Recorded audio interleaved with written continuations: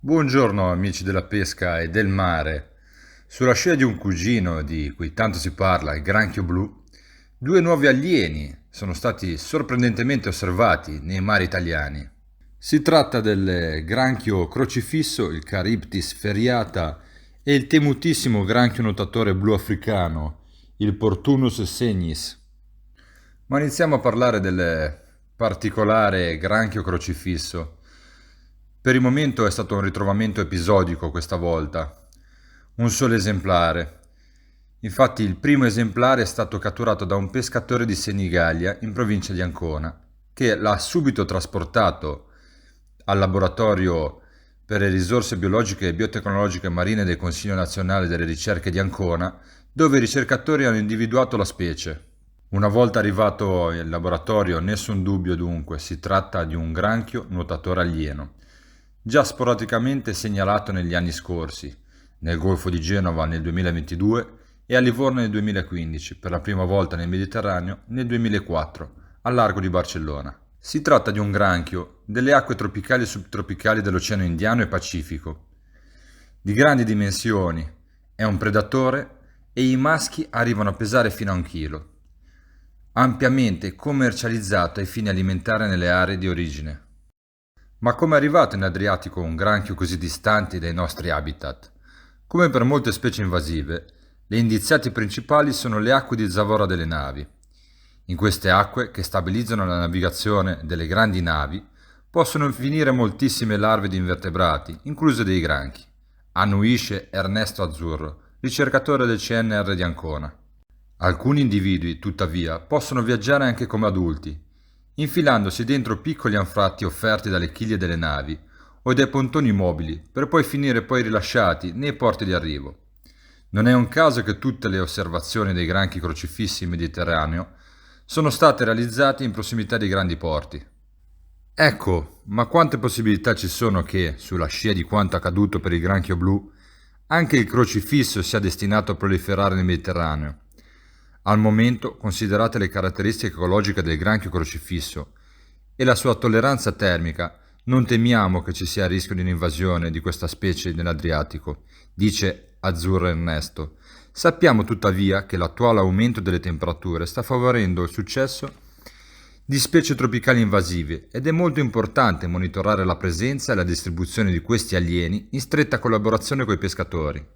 I pescatori, già, anche in questo caso sentinelle del mare che cambia.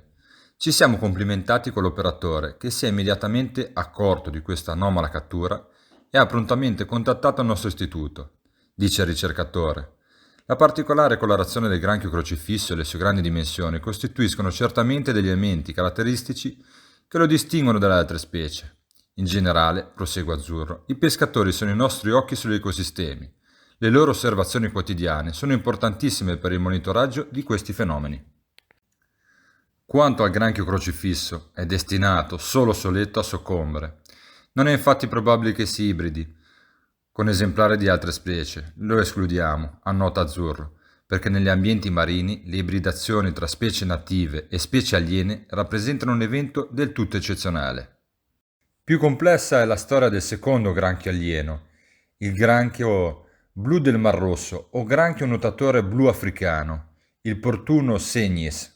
A differenza del granchio blu, originario delle coste atlantiche degli Stati Uniti, il granchio nuotatore blu africano è originario del Mar Rosso ed è entrato nel Mar Mediterraneo attraverso il canale di Suez all'inizio del secolo scorso, con conseguenze inizialmente drammatiche per la pesca tunisina. Ad oggi invece questa nuova specie di granchio alieno rappresenta una delle più grandi fonti economiche commercializzate in tutti i mercati esteri da parte della Tunisia, racconta Ernesto Azzurro che ha guidato lo studio. Anche il granchio blu del Mar Rosso, come il suo cugino granchio blu americano, trova il suo habitat ideale tra ambienti lagunari e il mare aperto e può sviluppare popolazione con altissime densità.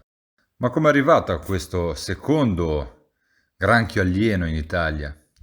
Proprio per come è successo per il granchio crocifisso, l'ipotesi più accreditata è anche per il granchio blu africano che sia arrivato nei mari italiani tramite le acque di Zavora caricate in stiva dalle navi di cargo.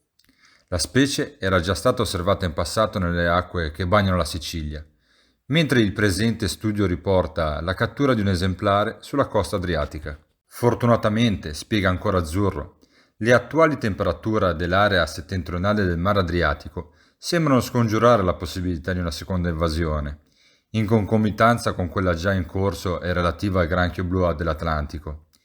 Il cambiamento climatico, conclude il ricercatore, sta tuttavia aumentando la vulnerabilità delle nostre acque a questo tipo di colonizzazioni.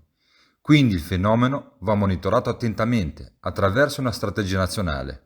E mentre per il caso del granchio nuotatore blu africano si tratta al momento di una situazione da monitorare, è in corso la discussione su quale sia la strategia migliore per frenare la riproduzione incontrollata della specie originaria dell'Atlantico, che come anticipato ha già colonizzato tutte le coste della nostra bellissima Italia, causando diversi problemi al settore ittico, in particolare all'allevamento di cozze e vongole, di cui si ciba.